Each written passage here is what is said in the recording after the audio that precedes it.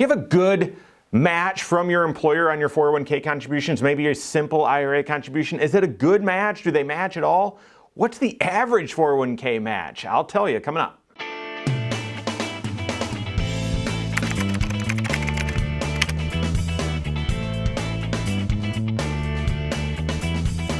My name is Mike Bernard. I'm the host of The Wise Money Show. I'm also one of the certified financial planners right here at Korhorn Financial Group. Make sure you hit that subscribe button, turn on notifications, and smash that thumbs up button. All right, so do you have a match on your 401k? And if so, is it a good one? Like, do you even know what a good comparison would be to say, yeah, it's a good match or not a good match? Here where our headquarters is located, we've got a major Catholic university with a big gold dome on it just down the road. And they offer an incredible match. And it's actually not even a match, it's a mandatory contribution. You put in 5%, they put in 10%. It's phenomenal, right? And we all maybe know some employers that do something like that. But what's typical? What's average? And your company, not that you've got, influence where you can say, make sure you do this company match or else, whatever. But is it a good match or not? And then what are the takeaways? So what's growing in popularity within the retirement plan space, 401ks, is safe harbor 401k plans. And safe harbor 401k plans, employers don't really have a lot of options, and there's lots of reasons why you do a safe harbor. We have one here. But the match is sort of standard. It's straightforward. It's a good match, but it's standard. And that is the employer matches 100% of what you contribute up to 3% of your salary.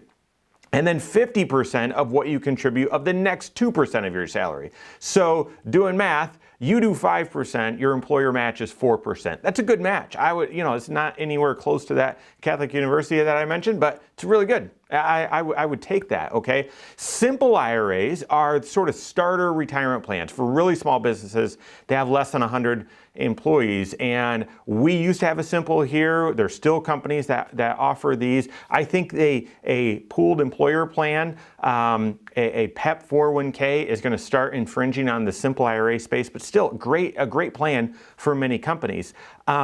The simple IRA, savings incentive match plan for employees, that matches 3%. It's either a 100% contribution, 100% match on the first 3% that you contribute, or 2% mandatory employer contribution for everyone. And I've only seen a handful of businesses that do that 2% mandatory contribution. Most do that 3% match. So those are very typical types of plans, sort of baseline plans. What's average? So the average employer contribution, employer match it kind of goes between 3% and 5%. I would have totally guessed that. Right now, just happens to be 4.6%. Fantastic. So if your employer matches anywhere in that realm, high five. That's fantastic, okay? So to me, make sure you're contributing enough to get that match, right? This is free money. Sometimes retirement plan advisors call that as they're talking to employees. This is free money. As I was walking from my car into the building today, if there was $1 on the ground, I would pick it up. Of course you would. And so, yes, make sure you're getting the full company match. Your company is wanting you to have financial security and a financial safety net in place when it's time for you to walk away from your paycheck. And so they're encouraging you to save towards your retirement and are willing to give you a match.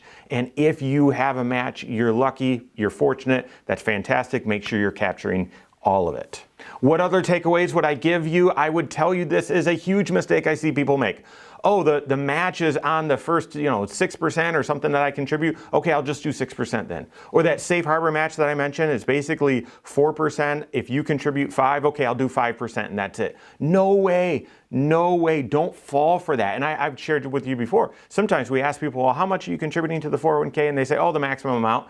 And then when you dig into it, they're interpreting the maximum to be the maximum amount that I have to contribute in order to get the full match. Guys, that's the minimum. That's the minimum you should be contributing. That's not the maximum. No way. So don't just fall for that. Don't just contribute just enough to get the match. That should be your minimum, okay?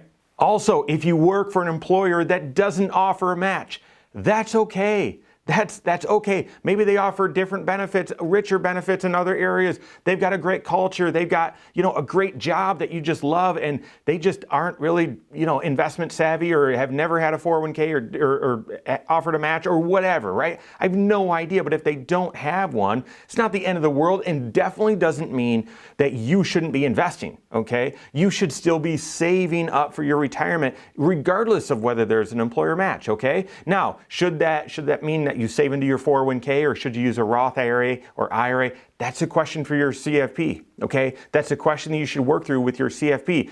If, because you've got a 401k plan available and your other income sources are whatever, if you're limited on being able to contribute to an IRA or contribute even to a Roth IRA, then yes, you should do that 401k. All right. But if not, or if the investment choices aren't that great, or you'd prefer just not save into that 401k because there is no match, then great. Use an IRA, use a Roth IRA. If you want to contribute more than what those contribution limits offer, then you'll want to use that 401k as well. So just because they don't offer a match doesn't mean it's a bad plan, or you shouldn't use it, or you'd be foolish to use it. No way. It's still your retirement, not your employer's retirement. It's your retirement. Okay. So work with your CFP.